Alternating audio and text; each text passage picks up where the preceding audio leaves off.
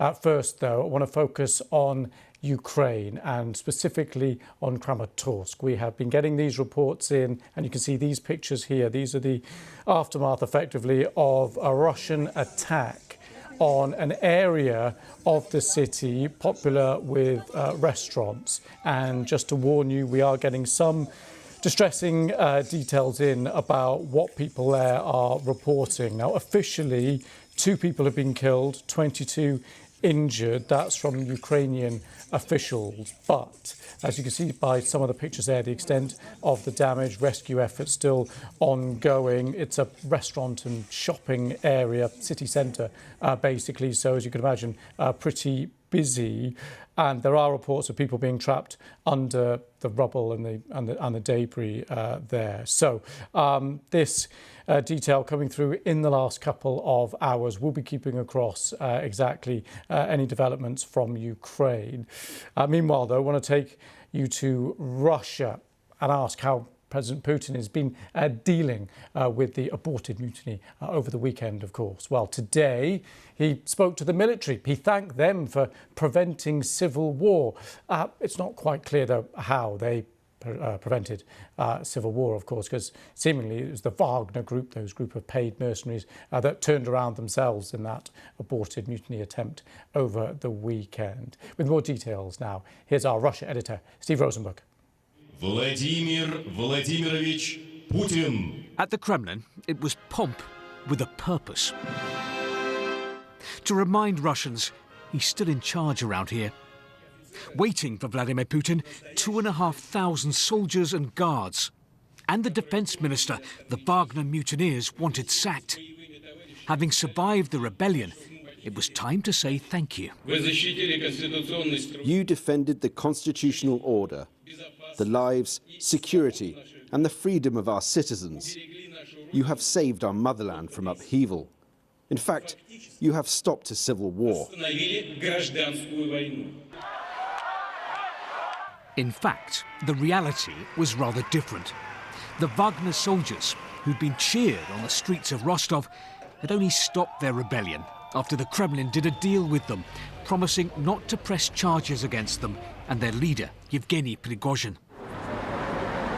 Still, Kremlin's spin is presenting this as a triumph for the president. The mutiny by mercenaries was a major challenge to Vladimir Putin's authority.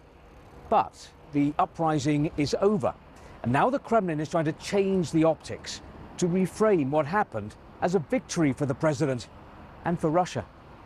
But where is Yevgeny Prigozhin? Under his deal with the Kremlin, he agreed to leave Russia for Belarus. Today, the leader of Belarus, Alexander Lukashenko, said, yep, he's here. But in exile, could Mr. Prigozhin still be a threat to the Kremlin? Not if Vladimir Putin can help it. He's now suggesting that Russian investigators might probe the Wagner Group's finances. A less than subtle hint to the Wagner chief not to make trouble. The last few days have put him under huge pressure. Now President Putin's determined to show he's in control. Steve Rosenberg, BBC News, Moscow. And speaking just a short time ago, the NATO Secretary-General Jens Stoltenberg said the events in Russia over the weekend meant NATO would increase its commitment to helping Ukraine. We all saw the events in Russia over the last days. These are internal Russian matters, but what is clear is that President Putin's illegal war against Ukraine has deepened divisions and created new tensions in Russia. At the same time, we must not underestimate Russia. So it's even more important that we continue to provide Ukraine with our support.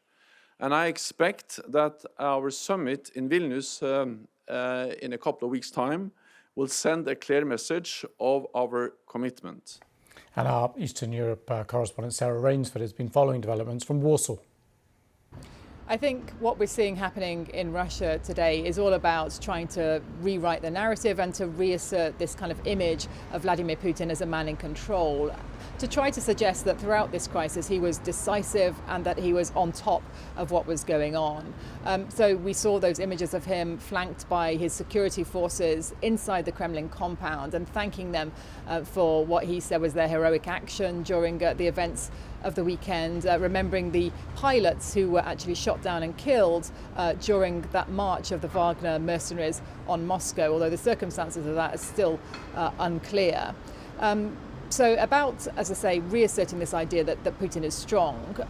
At the same time today, we've been hearing a bit more about what's happened to Yevgeny Prigozhin. It's been confirmed by the Belarusian president that he has arrived in Belarus, that his plane landed this morning, and that he will be given somewhere to stay there. He's been told that he can bed down there for a bit if he wants to, and the Belarusians will essentially look after him, and indeed the same for any Wagner militants who want to follow and to join him in Belarus. What exactly they'll do there still isn't clear. Mr. Lukashenko talked about the idea that they could join the Belarusian army, the Belarusian defense ministry.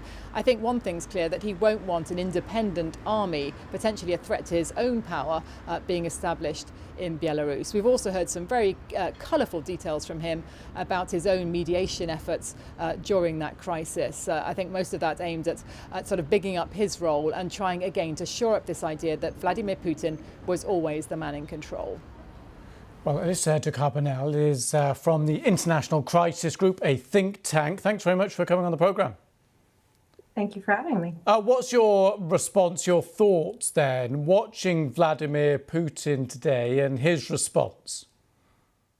Oh, well, I think it's worth restating just how shocking the events were to Russians and to Putin, all the more so because the challenge came from one of his loyalists, a man so indebted to Putin for his career that he was known as Putin's chef, and then turned into Putin's war dog.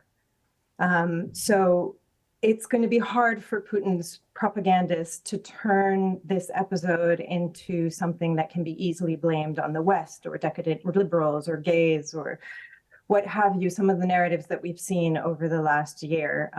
The shockwaves are going to really take some time to play out, but Putin must know that how he acts next and how allies and others in Russia do is going to be pivotal to his grip on power. So I think it's all about the lessons that we draw from this episode. OK, well, what about the treatment now and how he deals with the Wagner Group? So we know there are attempts effectively to integrate it into the regular army. People can, regular fighters can go to Belarus, they can go back home, or they can join the army. That leaves, though, still the leadership, Prigozhin. How does Vladimir Putin handle him now? Well, I mean, we know from history that Putin doesn't deal well with people who are perceived to betray him. And he really used the strongest language in his 2 video messages over the weekend. And on Monday, when referring to Prigozhin, there was no, despite Prigozhin's attempts to say that his challenge wasn't against Putin, that, he was probably calculating Putin would try to weigh in his feud with the military elite. Putin's response made the battle lines clear. So it's really hard to believe that he will just be able to live out his time in peace in Belarus. I think what we've seen so far is damage control. I wouldn't really want to be in Prigozhin's shoes at the moment. What do you think his next move is then? What option does he have? I'm not sure he has that many options. I mean, his military unit is being disbanded despite his most dramatic attempt to prevent that. As we know, Wagner is still involved in Africa. I mean, he really tried to make himself into a man who was essential to Putin and resolving all of the problems that Putin might have. But he seems to have overestimated, how far he could go. But this in itself shows one of the flaws of Putin's system, which is that he's kind of above the fray, and he will allow this infighting to continue between, to keep his military brass on edge. Perhaps it was useful to have Prigozhin, but I think, he never expected us to see this. And it also shows one of the risks of a forever war, this instability within Russia that a continued fight might bring. And going back to Vladimir Putin, longer term, you said right at the beginning, this, it's a big question now about what happens next, how allies deal with him, how the West deals with him. How do you see this playing out? Well, I'm afraid, Ukrainians cheering, and obviously what better morale boost than to see infighting among the enemy's ranks and the withdrawal of some of the fiercest fighters, that they're going to hope that this disarray on the front lines is going to continue.